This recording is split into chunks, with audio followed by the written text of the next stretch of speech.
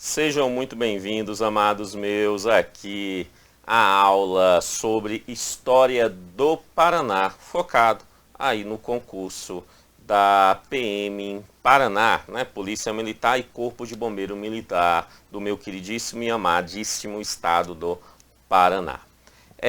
Crianças minhas, antes de iniciar propriamente dito os nossos trabalhos, eu tenho um aviso para você. Logo, aqui abaixo na descrição desse vídeo existe 3 links. O link número 1 é o link do material em PDF de apoio a essa aula. É um material que se encontra aqui na tela, é o mesmo material que está aí, você consegue baixar ele para você e é até bom que você faz as suas devidas anotações nele, beleza? Tá? Então, link número 1, material em PDF. Link número 2 é uma playlist aqui do YouTube com videoaulas gratuitas voltadas aí para o concurso da PM Paraná 2020, né? Mais especificamente História, né? História aí do Brasil, do Paraná, focado nesse concurso, beleza?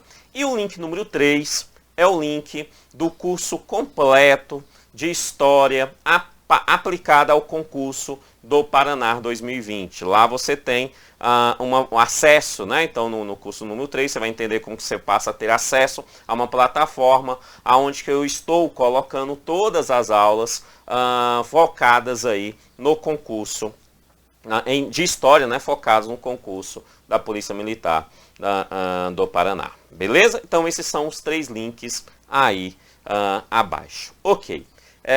Então, sem mais delongas, vamos iniciar os nossos trabalhos, né?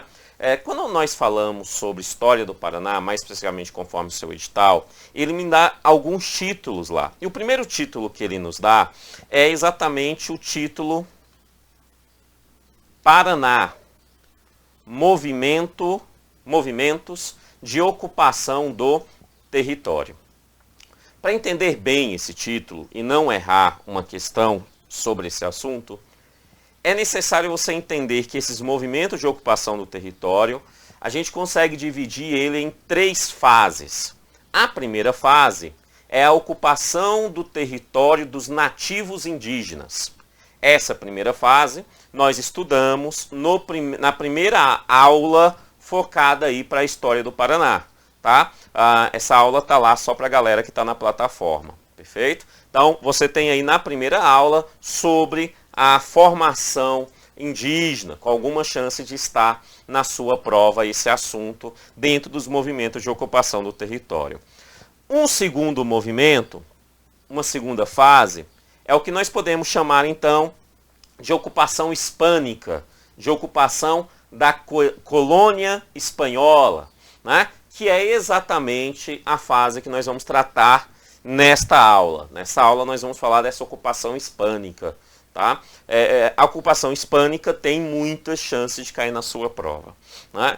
E na terceira aula, né, nós vamos iniciar os trabalhos, né, iniciar porque todos os outros tópicos terminam de certa forma, que se encontram no edital, né, voltado para a História do Paraná, de alguma forma está inserida dentro dessa terceira fase, que é a ocupação da colônia, né, Brasil, a ocupação dos portugueses através da colônia Brasil no Paraná. Beleza? Então, 3 fases. Nessa aula, o nosso foco é a segunda fase, que é a ocupação hispânica. Tá? Para que a gente entenda bem essa ocupação hispânica, novamente, nós precisamos ir lá no Tratado de Tordesilhas, de 1494. Esse Tratado de Tordesilhas, só que agora a gente vai ver esse Tratado de Tordesilhas aplicado ao Paraná, perfeito? Aplicado ao Paraná. E para fazer isso, eu encontrei aqui um mapinha bastante tranquilo, que demonstra muito facilmente, visivelmente, como que era o Paraná dentro do Tratado de Tordesilhas. E aí você olhou, você entendeu. Né? Não tem muito segredo, não. Mas o meu trabalho precisa ser feito. Então vamos lá. Você vai perceber que conforme o Tratado de Tordesilhas, aqui se encontra ele, Esse é o Tratado de Tordesilhas, né? Que dividia o mundo encontrado, o novo mundo, entre Portugal e Espanha. Você vai perceber que a maior parte do Paraná, toda essa parte aqui,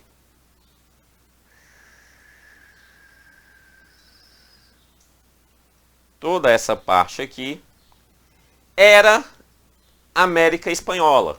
Ou seja, a maior parte do que hoje é o Paraná era de pertencimento da Espanha, conforme o Tratado de Tordesilhas. Isso significa que a gente está falando do interior.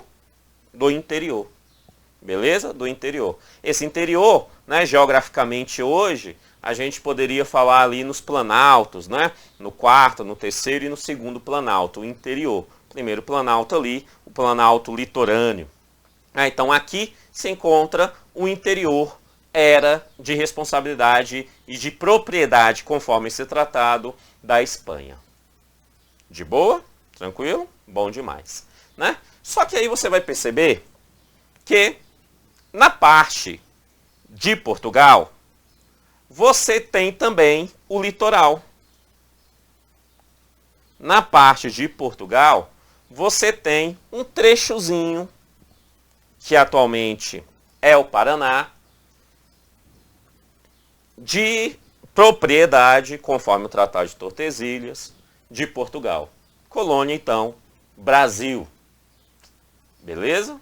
Tranquilo? Tá? Perceba que basicamente a gente está falando do litoral, então, né? É o litoral.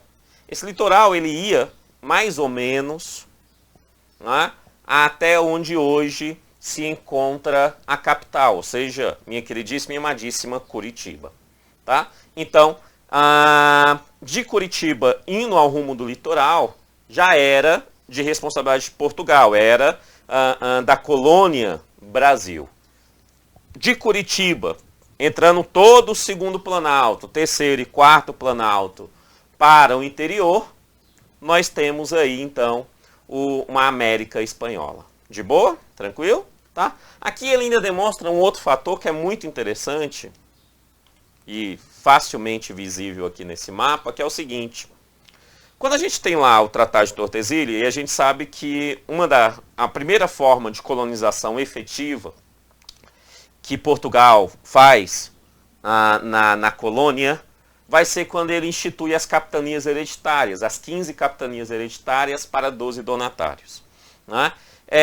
Entre essas capitanias hereditárias, 2 se destacam na história do Paraná. Né? A primeira capitania que se destaca é a capitania de São Vicente. A segunda capitania que se destaca é a capitania de Santana. São Vicente se encontra ao norte e Santana se encontra ao sul. Essa capitania de São Vicente, ela tinha um pedaço do litoral, que hoje é o litoral do Paraná, ao norte. E ao sul, o outro pedaço era de Santana. Né, de Santana. Santana, então, tinha também um pedacinho, capitania de Santana tinha um pedacinho do seu litoral, que atualmente é do Paraná. Então, o Paraná não tem origem em uma única capitania, ele tem origem em 2 capitanias, a capitania de São Vicente e a capitania de Santana. É verdade que a capitania de São Vicente será a principal responsável por povoar o território do Paraná, a posteriori, esses fatos que a gente está tratando aqui. Tá? Mas lá no seu início, lá dentro do seu início, nós tínhamos aí, parar aqui. Nós tínhamos aí 2 capitanias dividindo esse território. A São Vicente, você já sabe isso, eu sei que você sabe isso. São Vicente é o que vai dar origem hoje ao estado de São Paulo, né? É a capitania que vai crescer fortemente ali, perfeito?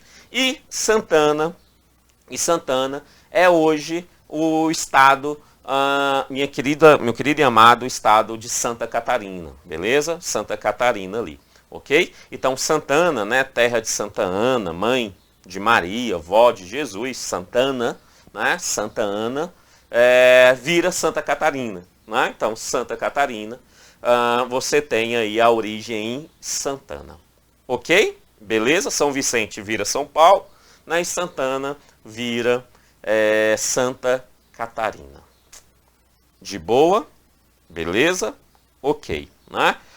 Coloquei essas informações aqui abaixo para você, escritozinho, tudo bonitinho, tá? Tudo bonitinho.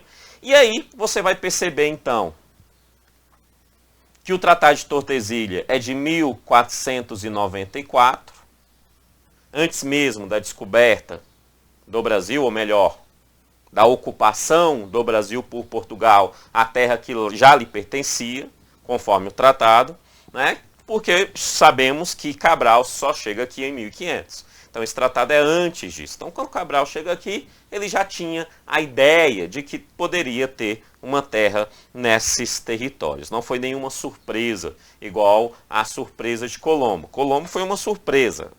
A maioria dos historiadores entende como uma surpresa, né, ao encontrar a América.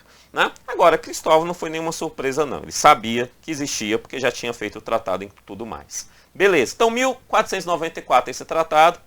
E aí a gente tem um mapa bem interessante que mostra a expansão desse tratado, como que esse tratado foi respeitado ou não pela Europa, pela Espanha, pelo Portugal e por outras nações em 1650. Como que estava a ocupação em 1650 desse território? Então você vai perceber aqui que você tem aqui o território que hoje nós entendemos então como Brasil, né? O território nós entendemos hoje como Brasil, beleza, e o restante é América Espanhola, né? Ok, né? E você vai perceber as ações, as divisões aqui da ocupação europeia. De verde aqui, ó, de verdezinho, você vê a ocupação em 1650 dos portugueses, né? Então tudo que está de verde aqui é a ocupação portuguesa, beleza? O que está de amarelozinho aqui não nos interessa, mas só para você entender, o amarelozinho aqui é a invasão holandesa, é a ocupação holandesa em nosso território, nesse território aqui da América do Sul. Tá? E uma que nos interessa bastante nessa aula é o que está aqui nessa cor meio rosa, né? Que é a ocupação hispânica, Você percebe então que a ocupação hispânica ela vem da América Central e sai descendo para a América do Sul, né?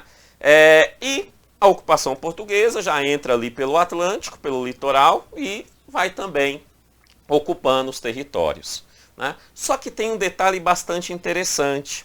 Se você olhar bem, essa parte aqui do mapa,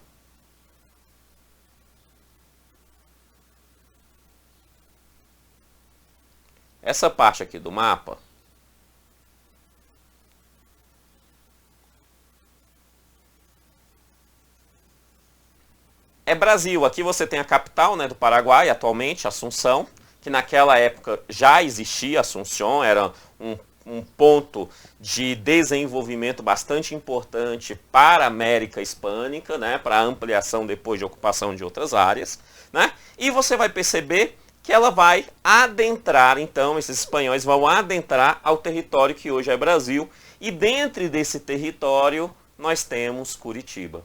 Então isso significa que entre os europeus, os primeiros a ocupar o Paraná, onde a capital é Curitiba, né? A ocupar o Paraná vai ser os espanhóis.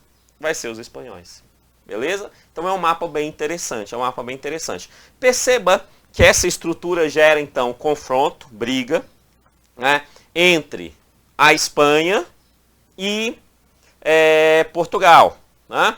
esse confronto ele vai verdadeiramente se dar com o fim da União Ibérica, né? Assunto esse que nós estudamos em História do Brasil lá no período colonial. Tá? Então, mas a União Ibérica, resumidamente, é aquela união aonde que Filipe II, rei da França, rei da Espanha, assume o governo de Portugal, né? E aí depois tem uma briga lá que Dom João IV, né, com apoio dos holandeses, toma o reinado de novo, e aí com essa briga toda o Tratado de Tordesilhas deixa de valer entre os dois. E aí, só para você entender, em 1750, Espanha e Portugal vão fazer um novo tratado, que é o Tratado de Madrid, né? Esse tratado já demonstra claramente que Portugal, que a colônia Brasil portuguesa, tinha adentrado terra adentro por conta, terra essa que conforme o Tratado de Tordesilhas era da Espanha, né? Mas lá com a União Ibérica, o Tratado de Tordesilhas deixa de valer entre essas duas nações, e aí portugueses, principalmente os bandeirantes de São Vicente, adentram fortemente esse território, mas só para você visualizar, porque o assunto da entrada portuguesa no território do Paraná vai ficar mais fortemente para a próxima aula, tá? Nessa aula é exatamente a América Hispânica que nós queremos entender, tá? Então, beleza, entendemos o contexto geográfico da parada, nós vimos como é que funcionava todo o âmbito geográfico e invasão dentro desses territórios, e a gente precisa entender alguns pontos de povoamento da Espanha dentro dessa estrutura. Perceba que o povoamento da Espanha neste território, ele tem uma característica bastante interessante. Essa característica é que esse povoamento vai ser feito por jesuítas. E eu gosto de chamá-los de jesuítas espanhóis, para não confundir com jesuítas portugueses. Beleza?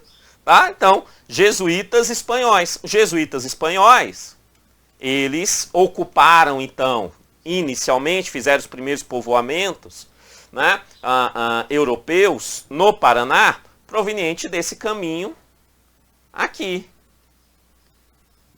Né? Proveniente desse caminho aqui, vindo da América hispânica, adentrando, então, ao território do Paraná. Então, são jesuítas, só que são jesuítas hispânicos. Perfeito? Tá? Então, eles entram isso lá no século XVI, né? Lá no século XVI, eles começam esse trabalho, né? Essa demanda desse trabalho, ainda no século XVI. Né? E como é que eles fazem isso? Eles fazem isso de uma forma bastante simples e inteligente, que é margeando rios. Óbvio, porque quando você vai à margem de rios, você tem alimento. Isso é óbvio. Né? Então, eles fizeram isso margeando rios. Entre esses rios, margeados pelos jesuítas espanhóis, nós temos hoje o que nós chamamos de Rio Paraná,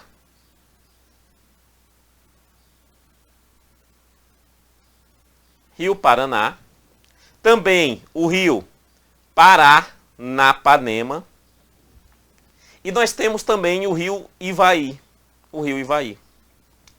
Os jesuítas espanhóis, óbvio que tinha outros espanhóis não jesuítas, mas os líderes dentro dessa colonização, dentro desse povoamento, eram jesuítas.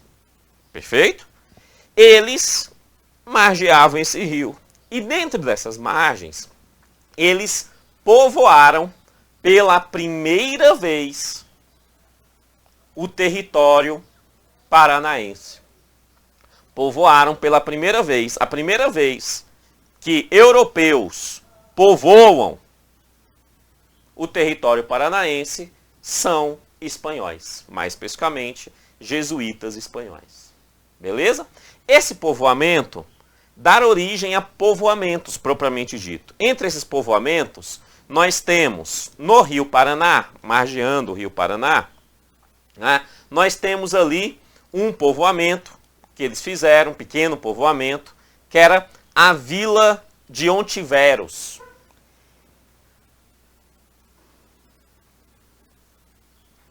Os historiadores que tratam sobre isso dizem que esse foi o primeiro povoamento feito pelos espanhóis na região do Paraná, tá? Na Vila de Ontiveros, ali às margens do Rio Paraná.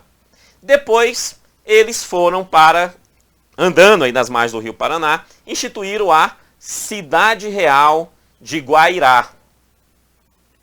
Cidade Real de Guairá. Também às margens do Rio Paraná, ali próximo da região de Guaíra.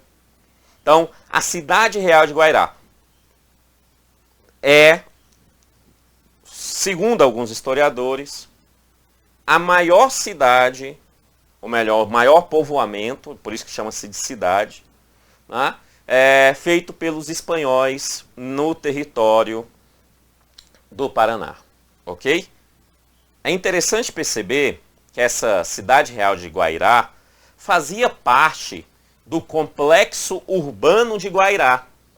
O complexo urbano de Guairá tinha, em regra, como sede principal, ali a região de Assunção do Paraguai, Assunción, né? Então, o complexo não era uma única cidade, mas um conjunto de cidades, um complexo urbanístico. Alguns historiadores vão dizer que este, inclusive, foi o primeiro complexo urbanístico da América Hispânica. E esse complexo urbanístico da América Hispânica, que tem várias cidades, né, entre essas cidades, tinha uma atualmente na região do Paraná, que era a Cidade Real de Guairá. Ok? Tá? Lá na margeando o rio Paranapanema, você teve duas missões também feitas por jesuítas. A primeira, a missão de Santo Inácio de Noiola, né? Santo Inácio. E a missão de Nossa Senhora de Loreto. Essas duas missões fazem pequenos povoamentos às margens do rio Parapanema. E no rio Ivaí, você tem também um povoamento chamado de Vila Rica do Espírito Santo. Ok? Então, os jesuítas começam a fazer isso. Agora, para quê? Qual o motivo dos jesuítas, juntamente com alguns outros espanhóis, obviamente, adentrarem esses territórios? Para fazer aquilo que os jesuítas tinham que fazer, uai. Qual era a função? Evangelizar, uai. Mais especificamente, catequizar. Catequizar quem? Catequizar todos aqueles que estão à sua frente. Sejam eles espanhóis ou não, no caso dos jesuítas espanhóis. Mas, principalmente, se eu estou adentrando o mato adentro, significa que eu vou catequizar as comunidades indígenas. Então, um dos motivos, um dos objetivos e um dos principais objetivos dessa invasão espanhola pelos jesuítas era catequizar os índios, era fazer com que eles se tornassem cristãos, era batizá-los, era levá-los à pia batismal. Jogar a aguinha na cabeça deles, falar assim, índio, sei lá o nome de índio, não conheço muito não, mas índio fulano de tal, eu te batizo em nome do Pai, do Filho e do Espírito Santo, jogando a aguinha na cabeça assim. Então, essa era a função, né, dos jesuítas. Né? É isso que justificava todos os seus trabalhos. Tá? Obviamente que quando ele fazia isso, ele deixava os índios mais pacíficos. Os jesuítas tinham um bom trato com as comunidades indígenas. Então eles transformavam os índios em mão de obras para os espanhóis. Ele catequizava, deixava eles mais pacíficos, aí os espanhóis depois vinham e exploravam os índios. Olha como que funciona, né? Então eles tinham também obviamente, apoiado nesse caso pelo governo espanhol, né, o seu trabalho, deixava os índios mais tranquilos, e aí os espanhóis conseguiam, né, gerar ali a ação de fazer com que esses índios virassem mão de obra para eles. Beleza? Tá. E obviamente, ocupar território. Para quê? Para tentativa de evitar o avanço português na região. Vamos chegar primeiro, porque aí os portugueses não vêm. Essa era a intencionalidade. Ficou só na intenção. Então, a intenção dos espanhóis, resumidamente, eram essas três. Catequizar, transformar a Índia em mão de obra para os espanhóis e, obviamente, ocupar o território do Paraná e outros territórios que hoje é Brasil. Ok? Beleza? De boa? Bom demais. Mas, Kennedy, esse povoamento, ele deu certo? A resposta é não. A resposta é não deu certo. Não deu certo por quê? Não deu certo por conta do seguinte. Do lado da colônia Brasil, mais especificamente da região de São Vicente, tinha uma ordem proveniente de Portugal. Depois do fim da União Ibérica, Portugal assume novamente o governo de Portugal, e Portugal, que estava quebrada, chega nos colonizadores, nos vicentinos, nos governadores gerais do Brasil colônia, e fala assim: os espanhóis já encontraram metais preciosos, pedras preciosas, principalmente ouro, na América Hispânica. Então faz o seguinte: pode entrar aí para território espanhol, pode adentrar a América em busca de de metais preciosos.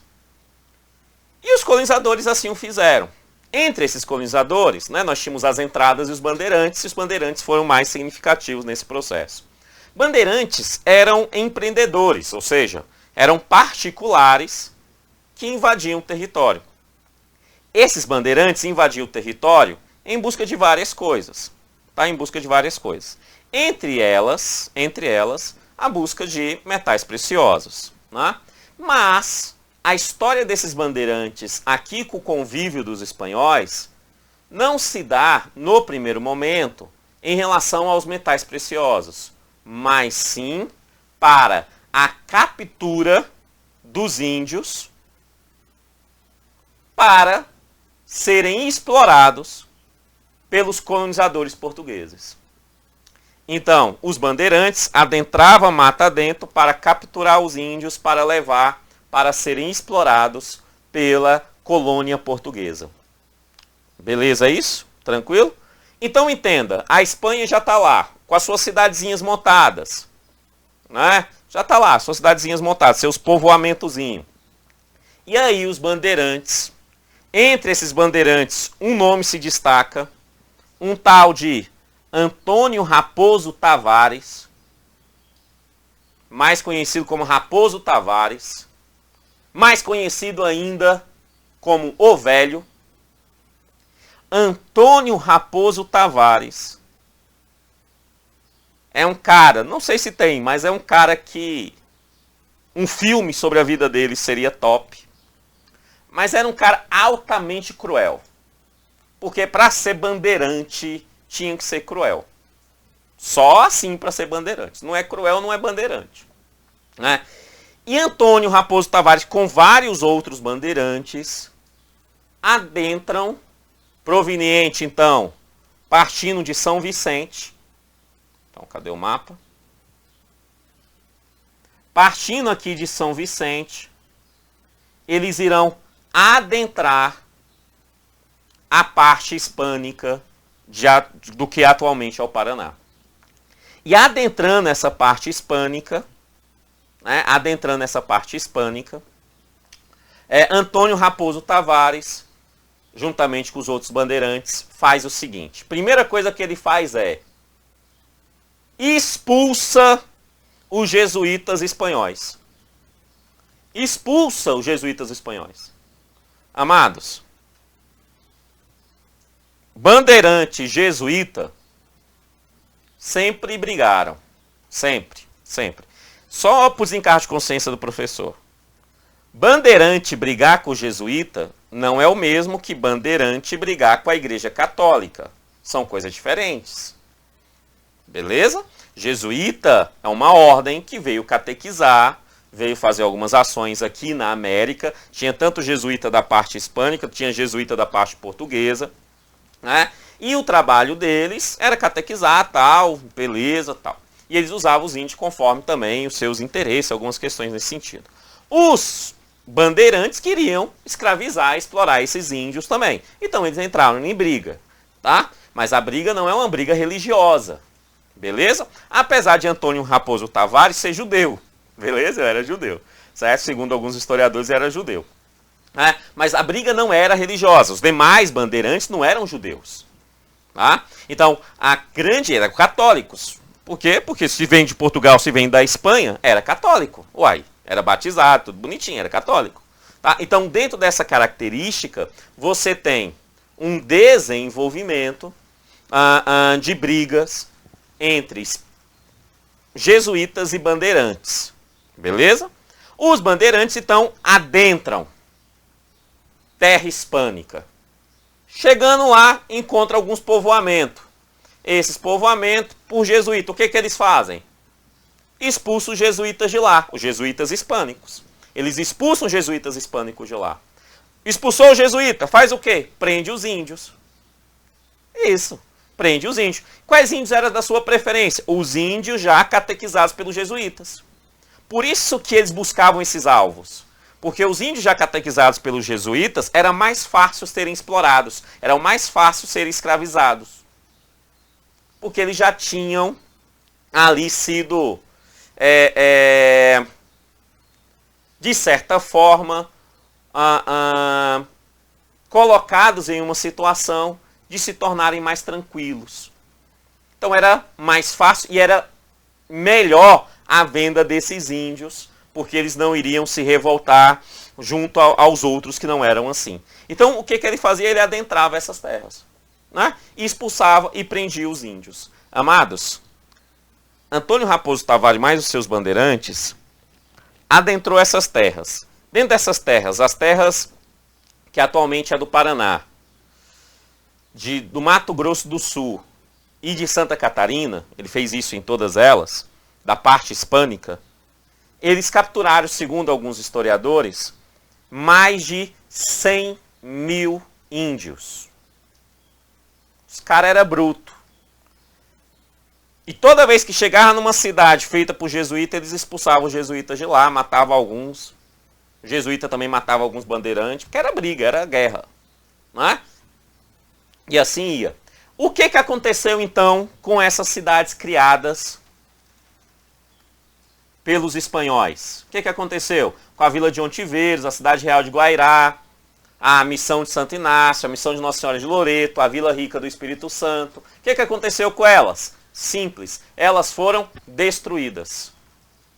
Ou seja, o que nós temos dessa cidade hoje em território paranaense são sítios arqueológicos. Nenhuma delas se tornaram cidades históricas, mas sítios arqueológicos. Ou seja, essas cidades não se desenvolveram, elas foram destruídas e outras cidades depois foram construídas no lugar dela. Beleza? Tranquilo? Por exemplo, a missão de Santo Inácio tem lá o município de Santo Inácio, próximo a ela. Mas o município de Santo Inácio não veio da origem da missão de Santo Inácio. A missão de Santo Inácio foi destruída e aí depois a cidade de Santo Inácio foi colocada lá pelos portugueses. Então a origem dela é portuguesa e não hispânica. Porque não tem em nenhuma cidade atualmente no Paraná proveniente dos espanhóis. Por quê? porque os bandeirantes foram lá e expulsaram esses jesuítas hispânicos da região, capturando os índios e, obviamente, ocupando o território, né? Gerando território para a coroa que, em 1750, vai gerar esse mapa, né? Então, todo esse trabalho aí, né, dos bandeirantes faz com que em 1750 esse território todinho aí já seja povoado pela colônia Brasil, Portugal, fazendo então eles assinarem um tratado, né, que dá esse território para os portugueses e o restante continua sendo da Espanha. Entendemos? Entendemos? Beleza? Deixa eu esquecer alguma coisa aqui. Não, tá tudo aí. Crianças minhas, muito obrigado. Na próxima aula nós vamos tratar sobre a ocupação portuguesa e outras cositas más, tá? Só lembrando, aqui abaixo na descrição desse vídeo tem 3 links. Link número 1, material em PDF de apoio a essa aula. No link número 2, playlist de história aplicada ao concurso da Polícia Militar do Paraná. E o link número 3 é o curso completo de História do Brasil e História do Paraná, focado aí no concurso da PM Paraná 2020. Valeu, muito obrigado, que Deus abençoe e até a próxima aula. Tchau, tchau.